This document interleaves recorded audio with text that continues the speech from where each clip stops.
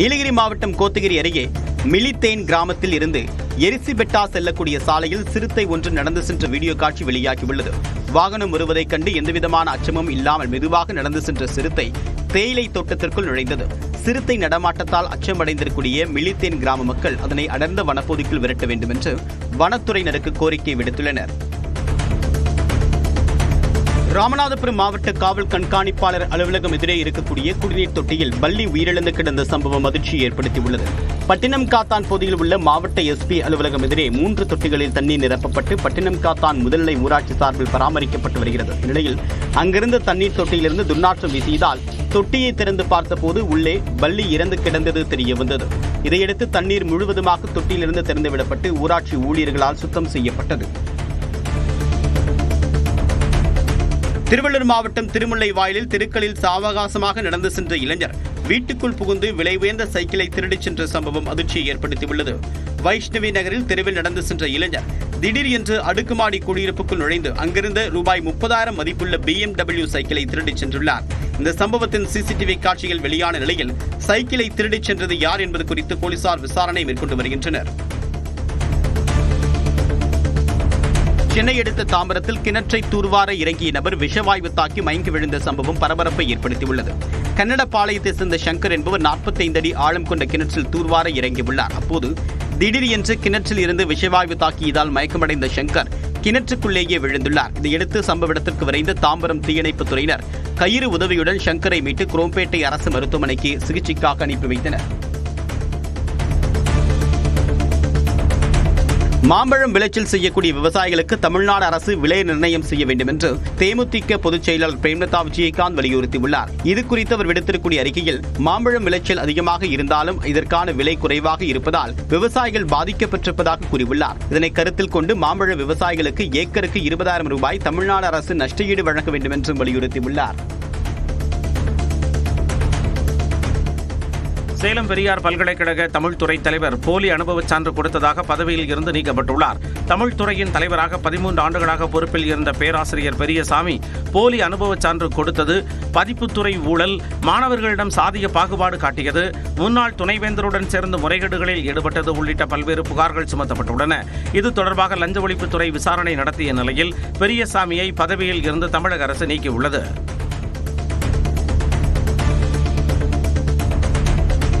திருவாரூரில் 2 முறை நடைபெற்ற ஏலத்தில் 28,000 குவிண்டால் பருத்தி 1,79,00,000 கொள்முதல் செய்யப்பட்டுள்ளது. ஒழுங்குமுறை விற்பனை கூடத்தில் கடந்த 2 வாரங்களில் நடந்த ஏலத்தில் மாங்குடி, அம்மையப்பன், முகுந்தனூர் மற்றும் சுற்றுவட்டார பகுதிகளைச் சேர்ந்த 2,000க்கும் அதிகமான விவசாயிகள் பருத்தியை விற்பனைக்கு கொண்டு வந்திருந்தனர். கடந்த ஆண்டு குறைந்தபட்சமாக 68 ரூபாய் முதல் அதிகபட்சமாக 105 ரூபாய் வரை ஏலம் போன பருத்தி இந்த ஆண்டு குறைந்தபட்சம் 46 ரூபாயில் இருந்து அதிகபட்சம் 75 ரூபாய் வரை ஏலம் போனது. சென்னை அம்பத்தூரில் அடுத்தடுத்து 4 வீடுகளுக்குள் புகுந்து 6 செல்போன்கள் 70,000 ரூபாய் ரொக்கப் பணத்தை திருடியவரின் சிசிடிவி காட்சிகள் வெளியாகியுள்ளது. அம்பத்தூர் காவல் நிலையம் எதிரே ஏரிக்கரையை ஒட்டி அடுத்தடுத்த 4 வீடுகளுக்குள் புகுந்த மர்ம நபர் 6 செல்போன்கள் 70,000 ரூபாய் ரொக்கப் பணத்தை திருடியுள்ளார். இதுகுறித்த சிசிடிவி காட்சிகளை வைத்து காவல்துறையினர் விசாரணை மேற்கொண்டு வருகின்றனர். கன்னியாகுமரி மாவட்டம் முக்கடல், இறச்சக்குளம் போன்ற பகுதியில் வெறிநாய் கடித்ததில் அடுத்தடுத்து 9 பேர் பலத்த காயமடைந்தனர். முக்கடல் பகுதியில் சுற்றித் திரிந்த வெறிநாய் ஒன்று வியாழக்கிழமை அன்று மாலை சாலையில் நடந்து சென்றவர்களை துரத்தி கடித்தது. இதையடுத்து அவர்கள் அனைவரும் பூதப்பாண்டி அரசு தலைமை மருத்துவமனையில் சிகிச்சை பெற்றனர். இதுபோன்று அச்சுறுத்தலாக சாலையில் சுற்றித் திரியக்கூடிய நாய்களை பிடிக்க பேரூராட்சி நிர்வாகம் நடவடிக்கை எடுக்க வேண்டும் என்று மக்கள் கோரிக்கை விடுத்துள்ளனர். திருச்சி மாவட்டம் மணப்பாறை அருகே 100 நாள் வேலை திட்டத்தை முறையாக வழங்கவில்லை என கூறி பணியாளர்கள் ஊராட்சி ஒன்றிய அலுவலகத்தை முற்றுகையிட்டு போராட்டத்தில் ஈடுபட்டனர். கருப்பூர் ஊராட்சிக்குட்பட்ட கருத்தக்கோடங்கிப்பட்டியில் தேசிய ஊரக வேலை உறுதி திட்டத்தின் கீழ் முறையாக பணி வழங்கப்படுவதில்லை எனவும், பணி வழங்கினாலும் பாறை உள்ள இடத்தை வெட்டச் சொல்வதாகவும், அதை செய்தாலும் 150 ரூபாய் மட்டுமே வழங்குவதாகவும் கூறி 100 நாள் வேலை திட்ட தொழிலாளர்கள் போராட்டம் நடத்தினர். மணப்பாறை ஊராட்சி ஒன்றிய அலுவலகத்தை மார்க்சிஸ்ட் கம்யூனிஸ்ட் கட்சியினருடன் சேர்ந்து முற்றுகையிட்டு போராட்டத்தில் ஈடுபட்டனர். தஞ்சாவூரில் உடல்நலக் குறைவால் உயிரிழந்த வளர்ப்பு நாய்க்கு ரெஸ்ட் இன் பீஸ் என்று பிளக்ஸ் வைக்கப்பட்டது காண்போரை நெகிழ்ச்சியில் ஆழ்த்தியது. பெர்னாண்டோ பிச்சையம்மாள் தம்பதி தங்கள் வீட்டில் 7 வயதுடைய பிரவுனி என்ற பெண் நாயை வளர்த்து வந்தனர். அது உடல்நலக் குறைவால் இறந்ததால் மனிதர்களைப் போல ஐஸ் பாக்ஸில் வைத்து உறவினர்களும் சுற்றுவட்டார மக்களும் அஞ்சலி செலுத்தினர். அதைத் தொடர்ந்து வீட்டு தோட்டத்திலேயே கிறிஸ்தவ முறைப்படி நல்லடக்கம் செய்யப்பட்டது. திருமணம் செய்து கொள்வதாக கூறி பண மோசடி செய்தாக சினிமா துணை நடிகை மீது சென்னை டிஜிபி அலுவலகத்தில் இளைஞர் ஒருவர் புகார் அளித்துள்ளார். கௌரிவாக்கத்தை சேர்ந்த ஹரீஷ் என்ற 27 வயது இளைஞர் சினிமா துணை நடிகையான அனாமிகா தன்னை காதலித்ததாக கூறி ஏமாற்றியதாக குற்றம் சாட்டியுள்ளார். 4,50,000 ரூபாய் வரை பணத்தை பறித்துக் கொண்டு பிறகு தன்னுடன் பேசுவதை துணை நடிகை நிறுத்திவிட்டதாகவும் புகார் தெரிவித்துள்ளார். அனாமிகா தற்போது வேறொரு ஆணுடனும் பழகி வருவதாகவும் அவர் மீது நடவடிக்கை எடுத்து தன்னுடைய பணத்தை மீட்டுத் தர வேண்டும் என்றும் ஹரீஷ் புகார் மனுவில் கோரிக்கை விடுத்துள்ளார். விழுப்புரம் மாவட்டம் கோழியனூர் அருகே வீட்டில் உரிமையாளர் தூங்கிக் கொண்டிருந்த போது பின்பக்க கதவை உடைத்து உள்ளே நுழைந்த நபர்கள் 12 சவர நகையை திருடிச் சென்றதாக கூறப்படக்கூடிய சம்பவம் அதிர்ச்சியை ஏற்படுத்தியுள்ளது. பனங்குப்பத்தை சேர்ந்த பன்னீர்செல்வம் என்பவர் குடும்பத்துடன் முதல் தளத்தில் தூங்கியுள்ளார். இந்நிலையில் வீட்டின் பின்பக்க கதவை உடைத்து முகமூடியுடன் உள்ளே நுழைந்த நபர்கள் பீரோவில் இருந்த நகைகளை திருடிச் சென்றதாக சொல்லப்படுகிறது. இது தொடர்பாக வளவனூர் காவல் நிலையத்தில் புகார் அளிக்கப்பட்ட நிலையில் விசாரணை நடைபெற்று வருகிறது. சென்னை மடிப்பாக்கத்தில் தனியாக இருந்த பெண்ணிடம் தவறாக நடந்து கொண்டதாக தனியார் நிறுவனத்தின் டெலிவரி ஊழியர் கைது செய்யப்பட்டார். குபேர நகர் அடுக்குமாடி குடியிருப்பில் வசித்து வரக்கூடிய பெண் ஒருவர் வீட்டுக்கு தேவையான பொருட்களை ஜெப்டோவில் ஆர்டர் செய்துள்ளார். இதனை கோபிநாத் என்பவர் வந்து கொடுத்துள்ளார். இந்நிலையில் அந்த பெண் தனியாக இருப்பதை நோட்டமிட்டு அவரிடம் பாலியல் ரீதியாக டெலிவரி ஊழியர் அத்துமீறியதாக கூறப்படுகிறது.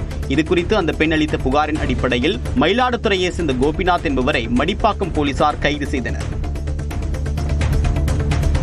சென்னையை சேர்ந்த பெண்ணிடம் மாந்திரீகம் செய்வதாக கூறி 11 லட்சம் ரூபாய் பணம் மற்றும் 16 சவர நகையை மோசடி செய்த இருவர் மதுரையில் கைது செய்யப்பட்டனர். பள்ளிக்கரணையை சேர்ந்த அங்கையர் கண்ணிக்கு குறி சொன்ன உஷா என்பவர் தன்னுடைய குருஜி என்று கூறி மானாமதுரையை சேர்ந்த சிவகுமார் என்பவரை அறிமுகம் செய்ததாக கூறப்படுகிறது. அங்கையர் கண்ணி வீட்டில் வாராகி அம்மன் உள்ளதாகவும் அதனை அகற்ற 15 லட்சம் ரூபாய் செலவாகும் என்றும் சிவகுமார் கூறியதாக சொல்லப்படுகிறது. இதனை நம்பிய அங்கையர் கண்ணியும் பணம் நகைகளை கொடுத்துள்ளார். பிறகு தான் ஏமாற்றப்பட்டதை அறிந்து காவல் நிலையத்தில் புகார் அளித்த நிலையில் உஷா என்ற சுடலையம்மாள், சிவகுமார் ஆகிய இருவரும் கைது செய்யப்பட்டனர். கள்ளக்குறிச்சி மாவட்டம் திருக்கோவிலூரில் துணிக்கடைக்குள் நுழைந்த குதிரையால் ஊழியர்கள் அச்சமடைந்தனர்.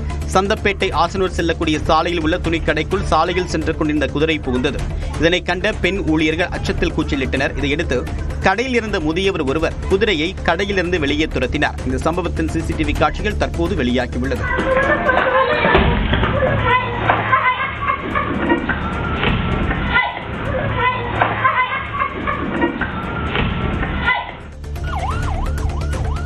கோவையில் சாலை நடுவே இருந்த பள்ளத்தை மண் கொண்டு சீரமைத்த காவல்துறை அதிகாரிகளுக்கு பாராட்டுகள் குவிகின்றன. உக்கடம் சுங்கம் சாலையில் மாநகராட்சி பணிகளுக்காக தோண்டப்பட்ட பள்ளங்கள் சரியாக மூடப்படவில்லை. இதனால் அவ்வழியாக சென்ற வாகன ஓட்டிகள் சிரமத்திற்கு ஆளான நிலையில் அவ்வழியாக சென்ற பந்தய சாலை காவல் ஆய்வாளர் கந்தசாமி மற்றும் காவல் உதவி ஆய்வாளர் கார்த்திக் ஆகியோர் அந்த பள்ளங்களை மண் கொண்டு சீரமைத்தனர்.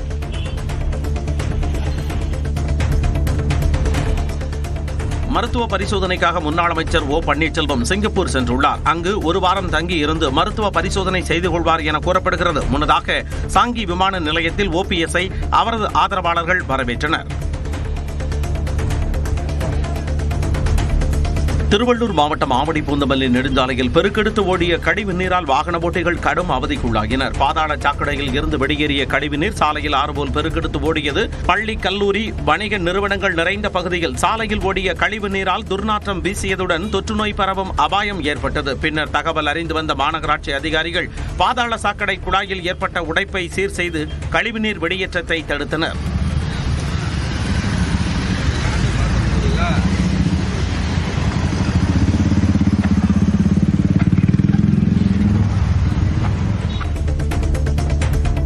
புதுக்கோட்டை அன்னவாசல் அருகே பல ஆண்டுகளாக சாலை சீரமைக்கப்படாததை கண்டித்து கிராம மக்கள் மறியலில் ஈடுபட்டனர். பெருமாநாடு கிராமத்தில் இருந்து மாராயப்பட்டி, உய்யக்குடிப்பட்டி, வேலங்குடிப்பட்டி, மேட்டுப்பட்டி வழியாக அன்னவாசல் செல்லும் சாலையை சீரமைக்க கோரி பலமுறை மனு அளித்தும் அதிகாரிகள் எவ்வித நடவடிக்கையும் எடுக்கவில்லை என்று கூறப்படுகிறது. வேலூர் மாவட்டம் குடியாத்தம் அருகே மாங்காய் விவசாயிகளுக்கு ஆதரவாக வணிகர் சங்கத்தினர் ஒருநாள் கடையடைப்பு போராட்டத்தில் ஈடுபட்டனர். பரதராமின் சுற்றுவட்டார பகுதிகளில் சுமார் 50க்கும் மேற்பட்ட கிராமங்களில் 2000 ஏக்கர்களில் மா விவசாயம் நடைபெறுகிறது. இந்நிலையில் ஆந்திராவில் மாங்காய் விளைச்சல் அதிகரித்ததால் இங்கிருந்து அனுப்பப்பட்ட மாங்காய்கள் திருப்பி அனுப்பப்பட்டன. இதனால் பல்லாயிரம் டன் மாங்காய்கள் வீணாகியதால் அரசு மானியம் வழங்க வேண்டும் என விவசாயிகள் கோரிக்கை விடுத்தனர். அவர்களுக்கு ஆதரவாக குடியாத்தத்தில் கடையடைப்பு போராட்டம் நடந்தது. காஞ்சிபுரம் அருகே கூத்திரமேடு கிராமத்தில் புதிதாக அமைக்கப்பட்டுள்ள புதிய விளையாட்டு அரங்கில் கபடி போட்டி விறுவிறுப்பாக நடைபெற்றது. 59,50,000 ரூபாய் மதிப்பில் அமைக்கப்பட்டுள்ள விளையாட்டு அரங்கத்தை திறந்து வைத்த அமைச்சர் அன்பில் மகேஷ் பொய்யாமொழி கபடி போட்டியை டாஸ் போட்டு தொடங்கி வைத்தார். அதன் பின் வீரர்கள் உற்சாகத்துடன் களமிறங்கி கபடி விளையாடினர்.